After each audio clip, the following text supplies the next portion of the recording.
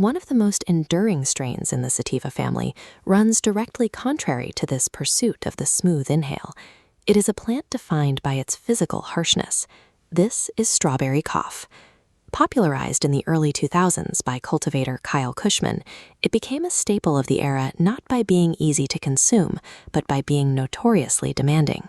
Its reputation is built on a specific sequence, a difficult, expansive physical experience, followed by a mental state that is unusually grounded.